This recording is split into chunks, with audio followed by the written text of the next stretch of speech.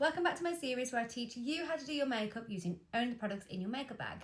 For this part, it's going to be eyeshadow. So for this eyeshadow, I thought I'd keep it nice and simple, something that you could do every single day that honestly anybody can do.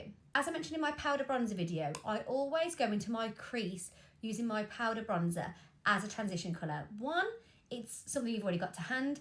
Two, this will make your makeup look so seamless, and you're going to pop that right in the crease. Anybody who doesn't know, your crease is like the fold in your eye. You just want to run this through the crease. I'm trying to keep my head back so that you can actually see what I'm doing. And buff that in circular motions right up to your eyebrow, in the brow bone, just because we don't want any harsh lines. I've already connected that bronzer to my eye. Can you see? Crease. And I'm taking it right to my inner corner here, right onto my nose.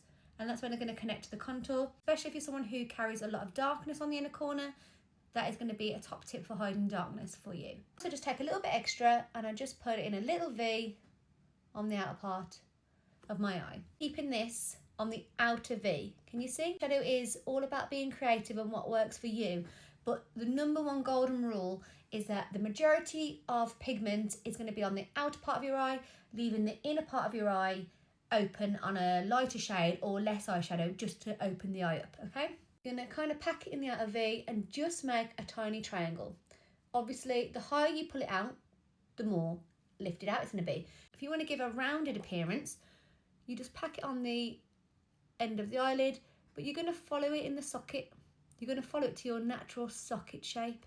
Can you see?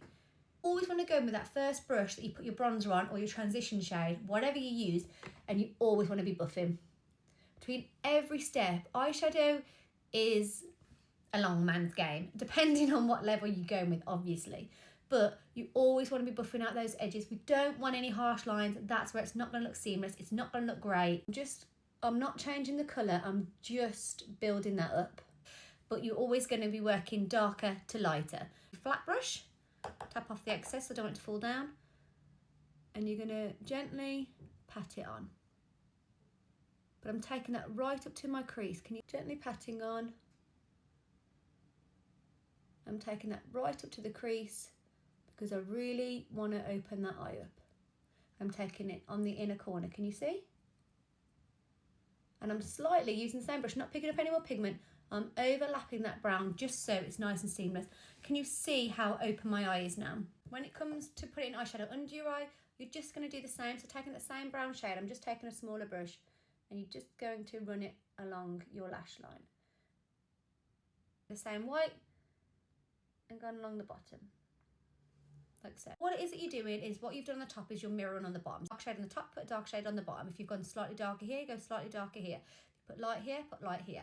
You just want to mirror the top to the bottom. You don't have to put eyeshadow on the bottom if you don't want to. A fluffy brush, just to clean in case I've had any fallout. Nice, easy, simple, effective. Anyone can do it.